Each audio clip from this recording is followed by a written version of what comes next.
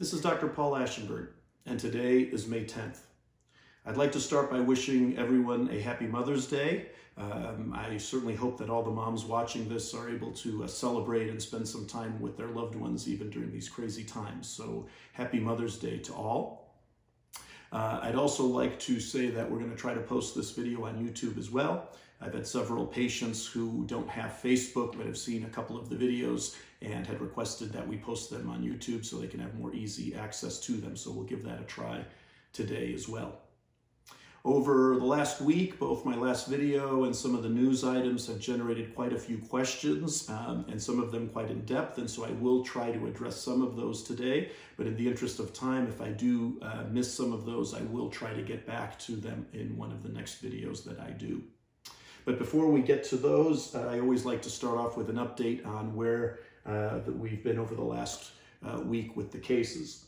So as many of you are now familiar from watching the videos, this is a chart of the cases on a day-by-day basis. Each of these bars represents the cases on each next day. And the black line here was the trajectory we were on when we started the sheltering in place and the lockdown. And as you see, we've been able to level off the cases and we got off this kind of scary trajectory, but we're still not seeing the drop that we had hoped in cases. So it's still the good news, bad news, that cases aren't going up, but they're also not dropping as we had hoped. And the same situation shows itself here when we look at the number of deaths from coronavirus. So again, this was the trajectory we were on. Things have leveled off in terms of the numbers of deaths per day, but they're not quite dropping the way we had hoped. And again, this red line here is just a reference point. This is the number of cancer deaths, total cancer deaths from all types of cancer every day. And so as you can see, most days, coronavirus is surpassing that number. One of the questions that have come up over the last few days is that there have been reports of children getting sicker, and even 3 children who passed away in New York from coronavirus, and that has generated certainly some questions. These children passed away from inflammatory conditions when they got coronavirus. There's several inflammatory conditions known as either Kawasaki disease or another one called toxic shock syndrome. And basically what these are certain infections can create so much inflammation in a child's body that the inflammation can overwhelm the child and lead them to get critically sick or even pass away. And this was not something that was previously known about coronavirus, and has had the reports coming out of New York just this week. Now, certainly each death is a tragedy, and especially when it's a child's death with years of life ahead of them. And I know we sometimes talk about the numbers and don't always maybe give the proper respect for the tragedy that these deaths are. Unfortunately, in order to really better understand a situation, you do have to talk about numbers, and there's just no great way to do that. But I do want to recognize the deep tragedy that these numbers represent. Having said that, the CDC does track the number of deaths by age group since coronavirus started. They start from February 1st, and they update these every week. And so as of last week, there were about 9 or 10 deaths in children under 15 from coronavirus. So even adding these 3 in, we would get to 13. During that same period of time, influenza killed about 100 children in that same age group. Now, I hate to make the comparisons between coronavirus and influenza because I know a lot of adults say that coronavirus is just a bad flu and we don't need to worry that much about it, and that's certainly not appropriate. In older people, coronavirus is much worse than the flu. But in children, at least to this point, coronavirus has even been milder than the flu. And kids are still, even with these reports, at very low risk compared to the adults. And so there's new data coming in, and I'm certainly tracking it and will update you as it goes along. But I don't think these 3 cases change the overall theme we've been discussing, that children, especially under 15, are at quite low risk. One of the other questions that came up from after our last video was, do we still need to keep the lockdown going? Do we still need to shelter in place? How much longer? Is this really the best thing to do? And certainly that's a very difficult question, but I will give it my best shot at giving a good answer. I think to start, we need to look at, where the trends were. And whenever you have a difficult situation, I think it's very important to have very clear goals. So when this started and we were here, our clear goal was that we had to save the medical system. Yes, we wanted to save lives. Yes, we wanted fewer people to die from coronavirus. But the medical system was at real risk that if this happened, the medical system would have collapsed. And it happened in other countries. That was our goal. And luckily, with everyone's hard work and all the work put in, things have leveled off. And the medical system, even though it's got its strains and it's not perfect, is not at risk of collapsing at this point. And so we have met that goal. So now the question is, now that we're here, what's the best way to move forward? And had we seen the drop, then the question would have been much more easily answered, that we could certainly forge ahead with faster reopening. But what do we do here?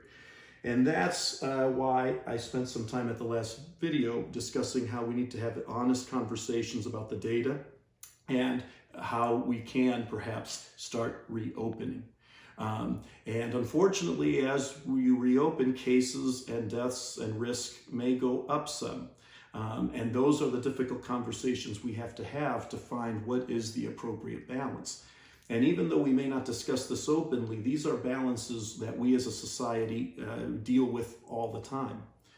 For example, driving on the highway. We know driving on the highway involves risk, and tens of thousands of people die on the highway every year in car crashes. We also know that if we decided to bring the speed limit down to 35 miles an hour, we could save thousands of lives. And yet we've decided that in order to help the transportation system, in order to not have millions of people spend more hours in their car instead of with their families and their loved ones, we let the speed limit sit between 55 and 85 in most states across the country. Now, we don't let it go at 120, but we've tried to find a balance between the millions of people spending more time with their loved ones, even though there's an increased risk and even death associated with that. Now, I know car crashes are not killing nearly as many people as coronavirus, but shutting down the whole economy is also a much bigger move than lowering the speed limit. And so I'm just trying to make the point that you have to be able to have honest discussions about very hard topics in order to find the best way forward. And even though I certainly feel and felt that here the lockdown was the best way forward, I think here we need to take a look at the data and see what we can find in an honest and open way to lead us to the best, safest path forward. And that's where I think we failed.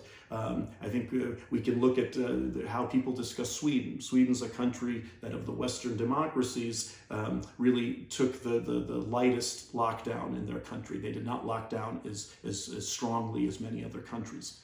Now, when you talk to people who think that we should absolutely continue the lockdown, I've heard politicians and media say things like there's just a tremendous amount of death in Sweden. Sweden's doing terribly. They've got 10 times the number of deaths as their neighbors. Now, is that the most honest way to look at how badly Sweden's doing? I don't think so. Sweden does have 10 times the number of deaths than its neighbor Finland, but it only really has about 2 to 5 times the number of deaths compared to the other countries, including the United States.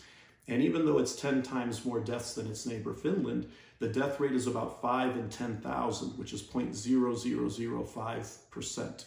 Now again, every death is a tragedy, but I do think it's important to really know what we're talking about when we're talking about those numbers. So we're talking in Sweden about 5 in 10,000. Now, on the other side, people who want to open up act like Sweden is just doing fantastic. Restaurants are open, they say schools are open, they often show videos of full restaurants with happy people drinking wine and make it seem like it's business as usual. And that's also not an honest portrayal of what's going on in Sweden. Schools for young children are open because Sweden felt that younger kids don't learn well from e-learning, and they wanted to let parents who have to go to work be able to go to work. But high schools and colleges are closed. And the economy in Sweden has been slowed down because even though the government has not ordered a full shutdown, they are asking people to stay home.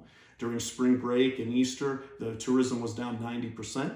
And Sweden has more unemployment now than they did back in the 2008 financial crisis. So Sweden isn't doing great economically, but they are more open for business than we are, and they are seeing an increased number of deaths.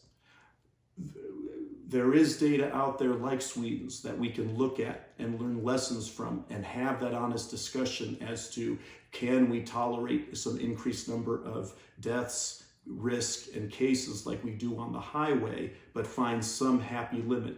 Does the economy have to be at the 25-mile-an-hour speed limit right now? Or can we maybe raise it up to 45 or 55, knowing there's a little bit of an increased risk there?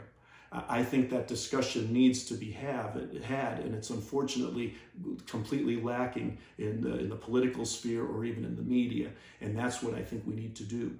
So my answer to do we need to open up, I think it's not a question of do we, it's how do we best do it. And I think the answers are in the data.